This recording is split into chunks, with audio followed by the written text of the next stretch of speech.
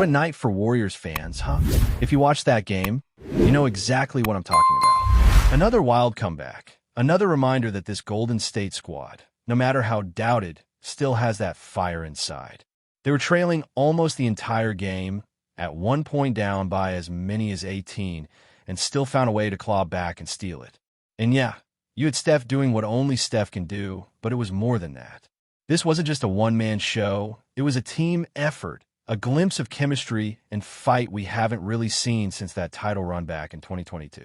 Now sure, let's not get carried away. It was a preseason game against the Blazers. But even in a preseason setting, a comeback like that means something. It speaks to grit, to depth, and honestly, to a certain type of hunger this squad has been missing. You had Quentin Post putting up solid numbers. You had Trace Jackson-Davis crashing the glass like a madman. And you had Steph just doing Steph things. Those ridiculous threes, the magical floaters, the impossible plays that only he seems to pull off like it's nothing. But even with all that, what stood out wasn't just individual performances. It was how this team played together. The energy, the hustle, the communication, it just felt different. Like this group is starting to click in a real way. And listen, this wasn't even the first time they pulled off something like this. It's actually their second comeback when over the Blazers this preseason. Now, of course, let's be real. Ideally, you're not having to come from behind against Portland, especially in the preseason. If you're a top-tier team, you should be dominating these matchups, not scrambling back from double-digit deficits. But even with the rocky moments, and there are definitely a few, like that ugly turnover from Post that led to an easy dunk for Shot and Sharp, they found a way to stay composed, regroup, and close it out. Speaking of Quentin Post, yeah, that turnover was rough. No sugarcoating it. But to his credit, he bounced back in a big way, dropping 16 points, staying active, making up for the mistake. And that's something you want to see, especially from a guy who's going to be important down the line. With the season around the corner and teams like the Lakers, the Nuggets, and the Timberwolves all lined up, the Warriors are going to need depth in the front court. Guys like Al Horford are not going to be able to play huge minutes night in and night out, especially over the grind of an 82-game season. That's where someone like Post comes in to soak up those minutes, hold his ground, and give the Stars a breather without letting the game slip away. And let's not forget, Jimmy wasn't on the court. Draymond barely made an impact, and even Steph wasn't playing crazy minutes. Honestly, I couldn't even catch the entire game because of some cable issues, but from what I did see, the overall vibe was solid. It felt like a team that's starting to find its identity again. Now looking ahead, that preseason finale against the Clippers is going to tell us a lot more. That one's different. That's not just another tune-up game. That's the dress rehearsal. You're going to see full rotations, real minutes, and guys pushing their limits a bit. Don't be surprised if Steph, Draymond, Jimmy, they all play around 30 minutes just to get that rhythm locked in before opening night. And let me say this, Al Horford, man, what a pickup. I wasn't sold at first, I'll admit that. But the more I watch him with his squad, the more it makes sense. He brings veteran presence, stretches the floor, and opens up space for the slashers like Jimmy and Kuminga. And that's crucial because, let's face it, those guys aren't shooters. They're not going to suddenly become knockdown threats from deep. Maybe Kuminga makes a leap, maybe not, but either way, having someone like Horford out there pulls defenders out of the paint and gives those guys a chance to do what they do best: attack, draw contact, and finish around the rim. Now, obviously, the biggest spotlight from that game was on Steph. I mean, come on. It was vintage Steph Curry. The crowd could feel it. Every time he let one fly, it was like everyone just knew it was going in. It was fun, electric, and honestly a little nostalgic. But here's the thing. It's a little concerning too. Because once again, it felt like Steph was the only one consistently getting buckets. No one else cracked 20. Quentin Post came close with his 16, but after that, the offense dropped off a bit. And sure, a lot of guys hit double digits, but it wasn't like anyone else was really imposing their will offensively. That can't be the formula going forward. We've seen this story before. Teams double Steph, they trap him high, they force the ball out of his hands. And when that happens, the supporting cast has to step up. During that infamous series against the Rockets, you saw what happens when Steph is the only offensive engine. It becomes predictable. It becomes easy to defend.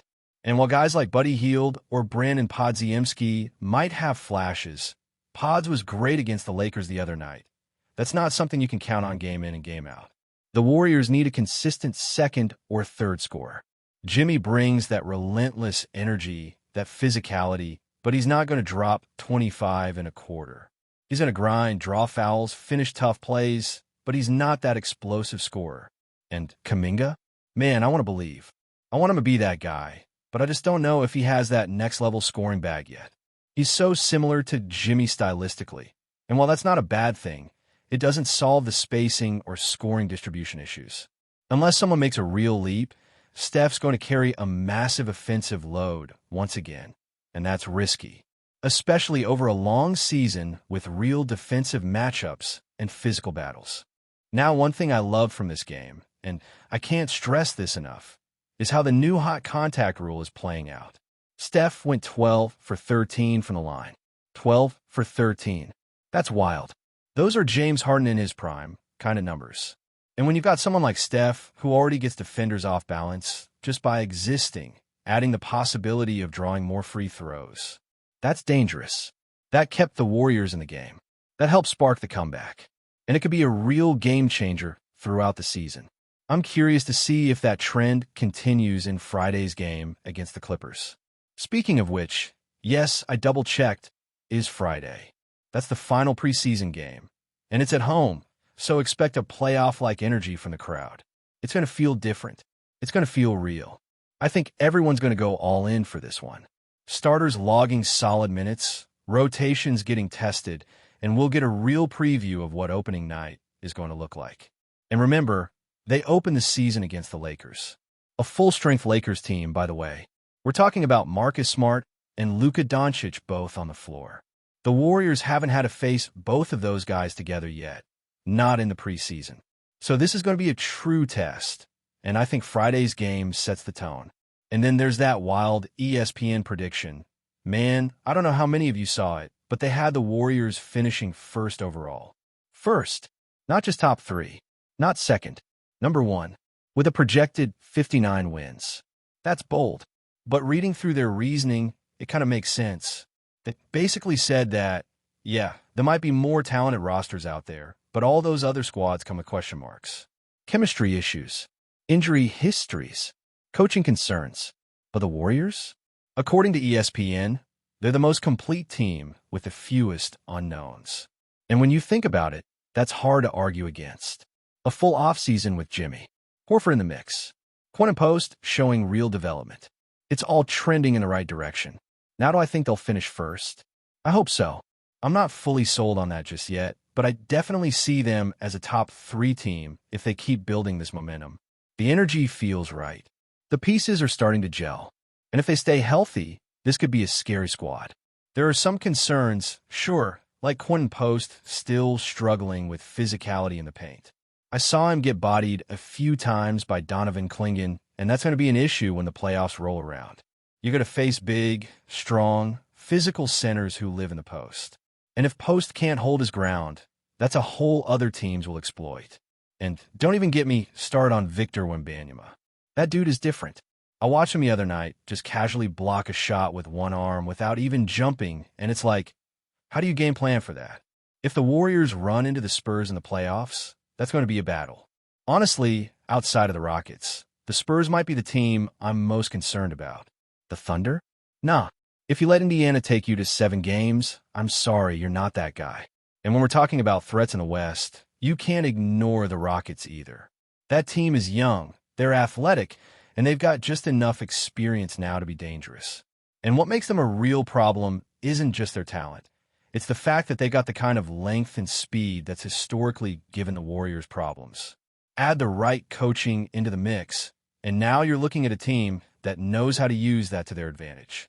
The only saving grace right now for Golden State when it comes to facing Houston is that they're not going to have Fred VanVleet, and that's a big relief. Because if there's one guy who's a thorn in Steph's side on defense, it's Fred. That pressure, that hustle, that ability to disrupt rhythm, that's not going to be there now, which shifts the advantage back toward the Warriors. But even without Fred, the Rockets are going to throw guys like Amen Thompson at Curry, And while he's not quite at that elite defensive level yet, he's got the length and athleticism to make things difficult. That being said, Steph looked ridiculously quick in that Blazers game. His release speed, his ability to get to his spots, even with tight coverage, it all looks sharp. And now, with the new hot contact rule, defenders have to be extra cautious. Every time they try to fight through a screen or close out just a little too aggressively, it's another opportunity for Steph to draw contact and get to the line. And that's huge, especially late in games when every possession matters. Now, circling back to the Clippers matchup, this game isn't just a preseason wrap-up, it's a statement. The Clippers might be the deepest team on paper. When fully healthy, they've got a ridiculous amount of talent. You're talking about guys like Kawhi Leonard, James Harden, Bradley Beal, Brook Lopez, Paul George, Ivica Zubac, even John Collins off the bench. That's not just depth, that's star power in every rotation. If they're all locked in, they're arguably the scariest team in the West. But here's the thing, there's a cloud hanging over them. This whole aspiration sponsorship scandal is messy, and it's not going away anytime soon. Every time the Clippers step in front of Mike, that's going to be the first question. Every press conference, every locker room interview, until the league wraps up the investigation, it's going to be a distraction. And the Warriors need to capitalize on that instability while it's still hovering. This kind of thing can mess with team chemistry. Doesn't matter how talented you are, if the locker room is distracted, if players are dealing with off-court noise, if media pressure keeps mounting, it's hard to stay locked in. That's why this Friday game is a golden opportunity. The Warriors have the momentum, they've got the focus, and the home crowd is going to bring the energy. It's the perfect setup to send a message before the regular season even tips off. Now, let's not kid ourselves. The Clippers aren't going to roll over. They'll treat this as their final dress rehearsal too. Expect them to go with full rotations, push the starters a bit longer, and try to execute at a playoff level. It's going to be physical. It's going to be intense. And it's going to be exactly the kind of test the Warriors need.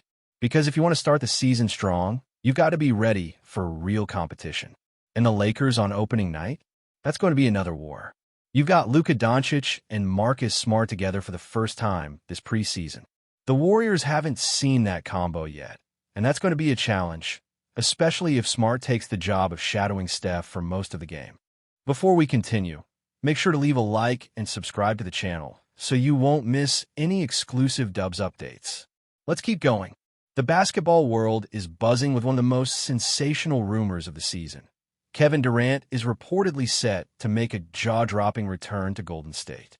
If true, this move would send shockwaves through the NBA, reigniting debates, rivalries, and championship speculations in a league already brimming with talent. Durant's time away from the Warriors has been marked by speculation, trade talks, and endless what-if scenarios. But sources close to the situation suggest that the star forward is seriously considering lacing up in the Bay Area once again. The whispers have fans and analysts alike wondering how his return could reshape the balance of power in the Western Conference. Golden State, already a team with championship pedigree, could suddenly find itself with an almost unstoppable offensive arsenal. Social media has exploded with reactions ranging from pure excitement to cautious skepticism. Some believe Durant's reunion with the Warriors could be a defining moment, reminiscent of the dynasty years when Golden State dominated headlines and highlight reels. Others caution that chemistry and timing could be an issue. After all, NBA dynamics are rarely simple, and integrating a superstar midstream is no small task. Insiders hint that discussions between Durant's camp and Golden State management are already underway, focusing on contract terms, roles, and the kind of strategic adjustments that would make this blockbuster move feasible. Meanwhile, rival teams are reportedly keeping a close eye on developments, aware that the mere possibility of Durant donning the blue and gold again could shift playoff calculations and draft strategies across the league. Whether this rumor turns into reality or remains an electrifying what-if, the chatter alone has reignited conversations about Durant's legacy, the Warriors' future, and the sheer unpredictability of the NBA. One thing is certain. The basketball universe is watching, waiting for confirmation, and ready to witness a return that could be remembered as one of the most talked about moves in recent memory. Stay updated exclusively with the latest Dub Nation news. Subscribe to our channel and hit the like button to keep getting daily updates on the Warriors. Don't forget to share your thoughts in the comments. Your input is essential for the Dubs community. Stay tuned for the next video.